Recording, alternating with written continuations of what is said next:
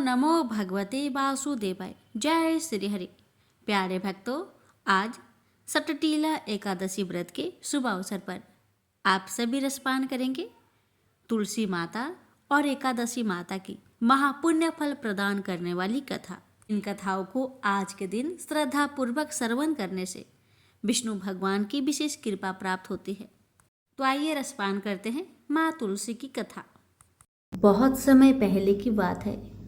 एक गांव में एक ननद भाभी रहा करती थी। ननद अभी कंवारी थी। उस परिवार में ननद, भाभी और भाई, इन तीनों के अलावा और कोई भी नहीं रहता था। भाभी तो कभी कोई पूजा पाठ करती ही नहीं थी और ननद हर रोज तुलसी माता की पूजा किया करती थी, उनकी बड़ी सेवा करती थी। बिना तुलसी पूजन के ननद कभी भोजन नहीं करती थी। ननद का पूजा पाठ देख के भाभी को बहुत क्रोध आता था। कभी कभी भाभी तो अपनी ननद से ऐसे भी कह देती थी कि जब तुम्हारा विवाह होगा ना, तो मैं तुम्हें और बराती को तुलसी ही खाने दूंगी और दहेज में ये ही दूंगी। इसी तरह समय निकलने लगा, दिन बीतने लगी। अब तो ननद भी बड़ी हो गई थी। भाई ने अपने बहन के लिए एक अच्छा घर और बर ढूंढा। अब तो बहन की शादी पक्की हो गई। बहन की शादी वाले दिन भाभी ने क्या किया, बारातियों के सामने तुलसी का गमला फोड़ कर रख दिया। लेकिन ननद की सच्ची भक्ति और श्रद्धा से तुलसी माता बहुत प्रसन्न थी। इसी कारण से तुलसी माता की कृपा से तुलसी का गमला स्वादिष्ट व्यंजन में बदल गया। ये चमत्कार देखकर भाभी बहुत आश्चर्यचकित हो गई। लेकिन फिर भी उसका आदत नहीं गया। उसने फिर क्या किया, अपने ननद को गहने के बदले में तुलसी की मंजरी पहना दी। लेकिन तुलसी माता की कृपा से वह मंजरी भी सोने के आभूषण में बदल गए। ये देखकर भी भाभी बहुत हैरान हुई, मगर फिर भी अपनी करतूत करनी न बंद किया। उसने फिर वस्त्रों के स्थान पर तुलसी का जनेऊ रख दिया। लेकिन तुलसी माता की कृपा से वह तुलसी का जनेऊ रेशमी और सुंदर वस्त्र में बदल गया। ननद की भाभी बहुत पापिन थी, इसलिए तुलसी माता की महिमा को न जान सकी। भाई ने अपने बहन को बड़े प्यार और आदर के साथ विदा किया। बहन ससुराल में गई। ससुराल वाले उसके दहेज आदि के बारे में बहुत बड़ाई करने लगे। जब ये बात भाभी को मालूम हुई तो उसे बड़ा आश्चर्य हुआ और तुलसी जी की पूजा का महत्व उसको समझ में आ गया। भाभी की एक लड़की थी। अब भाभी सोचने लगी, क्यों ना मैं भी अपनी बेटी को तुलसी माता की पूजा करने को कहूँ। अब तो भाभी अपनी लड़की से कहने लगी कि तू भी तुलसी माता की सेवा कर, तुझे भी बुआ की तरह फल मिलेगा। पर लड़की अपनी माँ के जैसी ही थी, उसे तुलसी की सेवा में मन नहीं लगता था। भाभी की लड़की हर रोज सुबह स्नान करके ऊपर के मन से अपनी माँ की बात रखने के लिए तुलसी माता की पूजा कर लिया करती थी, मगर मन उसका पूजा में कभी नहीं लगा। इसी तरह समय बीतते गया। इस बार भाभी ने खुद अच्छा घर और वर देखकर अपनी बेटी का विवाह तय किया। और जब विवाह का समय आया तो भाभी ने सोचा, जैसा व्यवहार मैंने अपनी ननद के साथ किया वैसा ही व्यवहार मैं अपनी बेटी के साथ करूंगी, क्योंकि मैंने जो ननद के साथ व्यवहार किया उसी व्यवहार के कारण ननद को इतनी इज्जत मिली थी। क्यों ना मैं भी अपनी लड़की के साथ वैसा ही व्यवहार करूं। अब जैसे ही बाराती वाले आए, भाभी ने तुलसी जी का गमला को फोड़कर बाराती के सामने रख दिया। परंतु इस बार मिट्टी मिट्टी ही रही। मंजरी व पत्ते भी अपने पूर्व रूप में ही रहे तथा जनेऊ भी जनेऊ ही रहा। सभी बाराती भाभी की बुराई करने लगे। ससुराल में भी लड़की की और उसकी माँ की बहुत बुराई हो रही थी। भाभी को अपनी ननद से बहुत जलन होता था। इस कारण भाभी अपनी ननद को बहुत कम ही घर पर बुलाया करती थी। पर भाई अपने बहन को बहुत मानता था। भाई ने एक दिन सोचा, बहन की शादी किए हुए बहुत साल हो गए, क्यों ना मैं अपने बहन से मिलकर आऊं, उसके ससुराल जाऊं। अब भाई ने अपनी इच्छा अपनी पत्नी को बताया।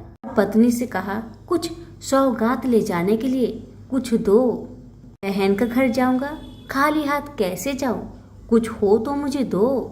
भाभी ने क्या किया, गुस्से से जुआर एक थैले में भरकर कहा, लो इसी को लो और अपनी बहन के घर ले जाओ। मेरे पास और कुछ नहीं है, यही है, इसी को ले जाओ। बेचारा पति दुखी मन से चल दिया वही ज्वार भरे थैले को लेकर, और मन ही मन में सोचते जा रहा था, भला कोई भाई अपने बहन के ससुराल में जुआर ले जाता है। यही सोचते सोचते भाई बहन के ससुराल की तरफ जा रहा था। उसने सोचा, ये ज्वार बहन के ससुराल ले जाऊंगा तो लोग क्या कहेंगे, क्यों ना मैं इसे गाय को खिला दूं। भाई जब बहन के नगर के समीप पहुंचा और उसने एक गौशाला में गाय के सामने जुआर का ठेला उलट दिया। जुआर को उलटता देखकर तब गौपालक ने कहा, ए भाई तुम ये क्या कर रहे हो, सोना मोती गाय के आगे क्यों डाल रहे हो। भाई ने जब नीचे देखा तो सचमुच हीरे मोती सोना चांदी जगमगा रहे थे। भाई ने तुलसी माता के चमत्कार को जान लिया और जोर जोर से तुलसी माता की जयकारा लगाने लगा और सारी कहानी उस गौपालक को बताया। सोना चांदी हीरा मोती थैले में भरकर बहुत प्रसन्न मन से अपने बहन के घर गया।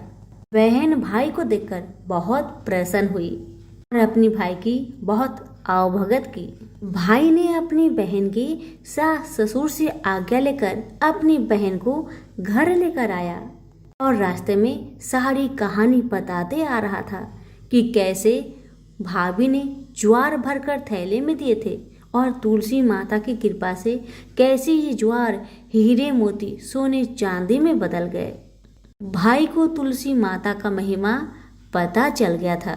अब भाई और बहन घर आकर अपनी भाभी को सारी कहानी बताते हैं और तुलसी माता की महत्व को समझाते हैं और पूजन करने का फल उसे भी बताते हैं। अब तो भाई और भाभी और उसकी बेटी तीनों जन मिलकर हर दिन तुलसी माता का पूजन किया करते थे और तुलसी माता भी उनके पूजन से प्रसन्न होकर उनके घर में अन्न धन के भंडार भर दिए और भाभी की बेटी को भी अच्छा घर और वर मिला।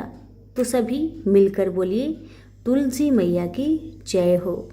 एक बार देवराज इंद्र देवगुरु बृहस्पति के साथ भगवान शिव का दर्शन करने कैलाश गए।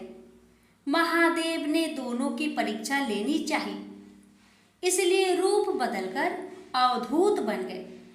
उनके शरीर पर कोई वस्त्र न था, उनका शरीर जलती हुई अग्नि के समान धधक रहा था और अत्यंत भयंकर नजर आते थे।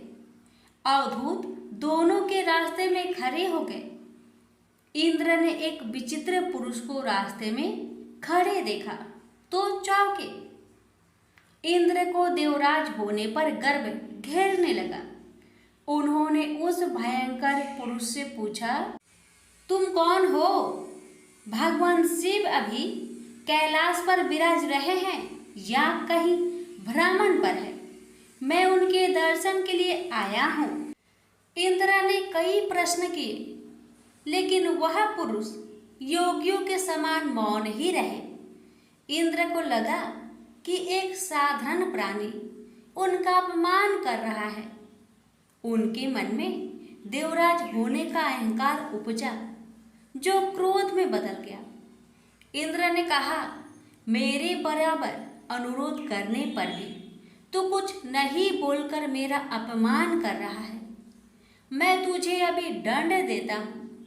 ऐसा कहकर इंद्र ने वज्र उठा लिया भगवान शिव ने वज्र को उसी समय स्तंभित यानी जड़ कर दिया। इंद्र की बाह अकड़ गई। भगवान अवधूत क्रोध से लाल हो गए। बृहस्पति उनके चेहरे पर आई क्रोध की ज्वाला को देखकर समझ गए कि ऐसा प्रचंड स्वरूप महादेव के अतिरिक्त किसी का नहीं हो सकता। बृहस्पति शिव स्तुति गाने लगे।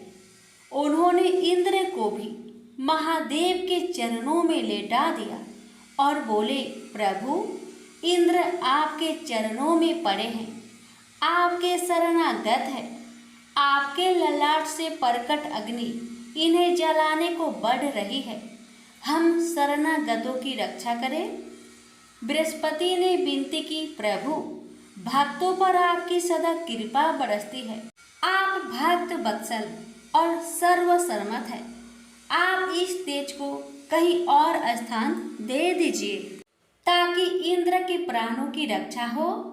भगवान रुद्र ने कहा, बृहस्पति, मैं तुम पर बहुत प्रसन्न हूँ। इंद्र को जीवन दान देने के कारण तुम्हारा एक नाम जीव भी होगा। मेरे तीसरे नेत्र से प्रकट इस अग्नि का ताप देवता सहन नहीं कर सकते, इसलिए मैं इसको बहुत दूर छोड़ूंगा। महादेव ने उस तेज को हाथ में धारण कर समुद्र में फेंक दिया। वहां फेंके जाते ही भगवान शिव का वह तेज तत्काल एक बालक के रूप में परिवर्तित हो गया। सिंधु से उद्भव होने के कारण उसका नाम सिंधु पुत्र जलंधर प्रसिद्ध हुआ। जलंधर जिसका नाम शंखचूड़ भी हुआ, शिव के तेज से उत्पन्न हुआ था। इस कारण परम शक्तियों से संपन्न था। वह देवों से भी ज्यादा शक्तिवान था। वह उस तेज से पैदा हुआ था जो इंद्र को समाप्त करने वाला था। इसलिए असुरों ने उसे अपना राजा बनाया। अवधूत रूप में यह लीला करने के बाद महादेव अंतर्ध्यान हो गए। इंद्र के गर्भ का भंजन भी हुआ। भगवान के दर्शन भी हो गए। तुलसी से जुड़ी एक कथा बहुत प्रचलित है। श्रीमद् देवी भागवत पुराण में इनके अवतरण की दिव्य लीला कथा भी बनाई गई है। एक बार शिव ने अपने तेज को समुद्र में फेंक दिया था। उससे एक महातेजस्वी बालक ने जन्म लिया। यह बालक आगे चलकर जालांधर के नाम से पराक्रमी दैत्य राजा बना। इसकी राजधानी का नाम जालांधर नगरी था। दैत्यराज काल नेमि की कन्या वृंदा का विवाह जालंधर से हुआ। जालंधर महाराक्षस था। अपनी सत्ता के मद में चूर उसने माता लक्ष्मी को पाने की कामना से युद्ध किया, परंतु समुद्र से ही उत्पन्न होने के कारण माता लक्ष्मी ने उसे अपने भाई के रूप में स्वीकार किया। वहां से पराजित होकर वह देवी पार्वती को पाने की लालसा से कैलाश पर्वत पर गया। भगवान देवाधिदेव शिव का ही रूप धरकर माता पार्वती के समीप गया, परंतु मां ने अपने योग बल से उसे तुरंत पहचान लिया तथा वहां से अंतर्ध्यान हो गई। देवी पार्वती ने क्रोध होकर सारा वृत्तांत भगवान विष्णु को सुनाया। जालांधर की पत्नी वृंदा अत्यंत पतिव्रता स्त्री थी। उसी के पतिव्रत धर्म की शक्ति से जालांधर ना तो मारा जाता था और ना ही पराजित होता था। इसलिए जालांधर का नाश करने के लिए वृंदा के पतिव्रत धर्म को भंग करना बहुत जरूरी था। इसी कारण भगवान विष्णु ऋषि का भेष धारण कर वन में जा पहुँचे, जहाँ वृंदा अकेली भ्रमण कर रही थी। भगवान के साथ दो मायावी राक्षस भी थे, जिन्हें देखकर वृंदा भयभीत हो गई। ऋषि ने वृंदा के सामने पल में दोनों को भस्म कर दिया। उनकी शक्ति देखकर वृंदा ने कैलाश पर्वत पर महादेव के साथ युद्ध कर रहे अपने पति जालंधर के बारे में पूछा। ऋषि ने अपनी माया जाल से 2 बानर प्रकट किए। एक बानर के हाथ में जालंधर का सिर था तथा दूसरे के हाथ में धर। अपने पति की यह दशा देखकर वृंदा मूर्छित होकर गिर पड़ी।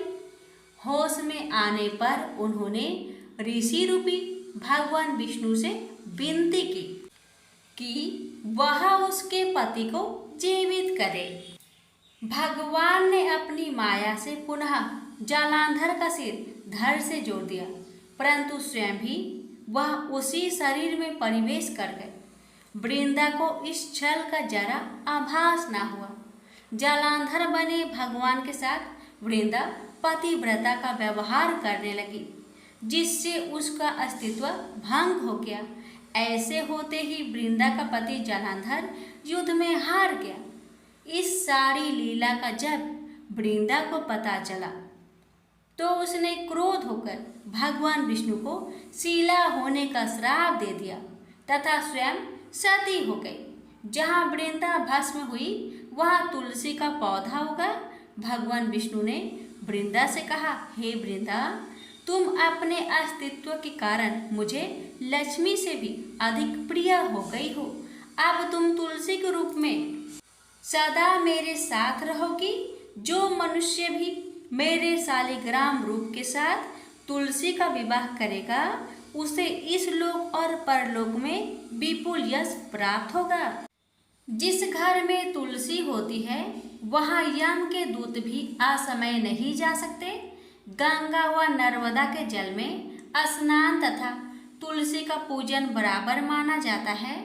चाहे मनुष्य कितना भी पापी क्यों न हो, मृत्यु के समय जिसके प्राण मंजरी रहित तुलसी और गंगा जल मुख में रखकर निकल जाते हैं, वह पापों से मुक्त होकर बैकुंठ धाम को प्राप्त होता है।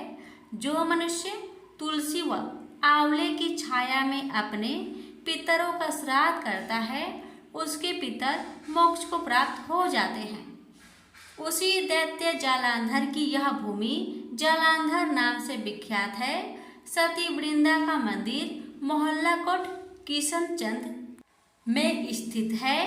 कहते हैं इस स्थान पर एक प्राचीन गुफा थी जो सीधी हरिद्वार तक जाती थी। प्रेम से बोलिए जय श्री हरि। तुलसी मैया की जय, लक्ष्मी नारायण की जय। एकादशी माता की कथा प्राचीन समय की बात है। सतयुग में मुर नामक दानव रहता था। वह बड़ा ही अद्भुत, अत्यंत रौद्र तथा संपूर्ण देवताओं के लिए भयंकर था। उस काल रूपधारी दुरात्मा महासुर ने इंद्र को भी जीत लिया था। संपूर्ण देवता उससे परास्त होकर स्वर्ग से निकाले जा चुके थे और शंकित तथा भयभीत होकर पृथ्वी पर विचरा करते थे। एक दिन सब देवता महादेव जी के पास गए। वहां इंद्र ने भगवान शिव के आगे सारा हाल कह सुनाया। इंद्र बोले, महेश्वर, ये देवता स्वर्ग लोक से निकाले जाने के बाद पृथ्वी पर विचर रहे हैं। मनुष्यों के बीच रहना इन्हें शोभा नहीं देता। देव, कोई उपाय बतलाइए। देवता किसका सहारा ले? महादेव जी ने कहा, देवराज, जहाँ सबको शरण देने वाले, सबकी रक्षा में तत्पर रहने वाले जगत के स्वामी भगवान गरुड़ ध्वज विराजमान हैं, वहाँ जाओ। वे तुम लोगों की रक्षा करेंगे। महादेव जी की यह बात सुनकर परम बुद्धिमान देवराज इंद्र संपूर्ण देवताओं के साथ क्षीर सागर में गए, जहाँ भगवान गदाधर सो रहे थे। इंद्र ने हाथ जोड़कर उनकी स्तुति की। इंद्र बोले, देवेश्वर, आपको नमस्कार है। आप ही पति, आप ही मति, आप ही कर्ता और आप ही कारण हैं। आप ही सब लोगों के माता और आप ही इस जगत के पिता हैं। देवता और दानव दोनों ही आपकी वंदना करते हैं। पुंडरीकाक्ष, आप दैत्यों के शत्रु हैं। मधुसूदन, हम लोगों की रक्षा कीजिए। प्रभो जगन्नाथ, अत्यंत उग्र स्वभाव वाले महाबली मूर नामक दैत्य ने इन संपूर्ण देवताओं को जीतकर स्वर्ग से बाहर निकाल दिया है। भगवान देवेश्वर, शरणागत वत्सल देवता भयभीत होकर आपकी शरण में आए हैं। दानवों का विनाश करने वाले कमल नयन भक्त वत्सल देवेश्वर जनार्दन, हमारी रक्षा कीजिए, रक्षा कीजिए। भगवान शरण में आए हुए देवताओं की सहायता कीजिए। इंद्र की बात सुनकर भगवान विष्णु बोले, देवराज, यह दानव कैसा है, उसका रूप और बल कैसा है, तथा उस दुष्ट के रहने का स्थान कहाँ है? इंद्र बोले, देवेश्वर, पूर्व काल में ब्रह्मा जी के वंश में तालजंग नामक एक महान असुर उत्पन्न हुआ था, जो अत्यंत भयंकर था। उसका पुत्र मूर दानव के नाम से विख्यात है। वह भी अत्यंत उत्कट, महापराक्रमी और देवताओं के लिए भयंकर है। चंद्रावती नाम से प्रसिद्ध एक नगरी है, उसी में स्थान बनाकर वह निवास करता है। उस दैत्य ने समस्त देवताओं को परास्त करके उन्हें स्वर्गलोक से बाहर कर दिया है। उसने एक दूसरे ही इंद्र को स्वर्ग के सिंहासन पर बैठाया है। अग्नि, चंद्रमा, सूर्य, वायु तथा वरुण भी उसने दूसरे ही बनाए हैं। जनार्दन, मैं सच्ची बात बता रहा हूँ, उसने सब कोई दूसरे ही कर लिए हैं। देवताओं को तो उसने उनके प्रत्येक स्थान से वंचित कर दिया है। इंद्र की यह बात सुनकर भगवान जनार्दन को बड़ा क्रोध आया। उन्होंने देवताओं को साथ लेकर चंद्रावती नगर में प्रवेश किया। भगवान गदाधर ने देखा कि दैत्यराज बारंबार गर्जना कर रहा है और उससे परास्त होकर संपूर्ण देवता दसों दिशाओं में भाग रहे हैं। अब वह दानव भगवान विष्णु को देखकर बोला, खड़ा रह, खड़ा रह। उसकी यह ललकार सुनकर भगवान के नेत्र क्रोध से लाल हो गए। वे बोले, अरे दुराचारी दानव, मेरी इन भुजाओं को देख। यह कहकर श्री विष्णु ने अपने दिव्य बाणों से सामने आए हुए दुष्ट दानव को मारना आरंभ किया। दानव भय से विहल हो उठे। पांडुनंदन, तत्पश्चात श्री विष्णु ने दैत्य सेना पर चक्र का प्रहार किया। उससे छिन्न भिन्न होकर सैकड़ों योद्धा मौत के मुख में चले गए। इसके बाद भगवान मधुसूदन बद्रिका आश्रम को चले गए। वहाँ सिंहावती नाम की गुफा थी, जो 12 योजन लंबी थी। उस गुफा में एक ही दरवाजा था। भगवान विष्णु उसी में सो गए।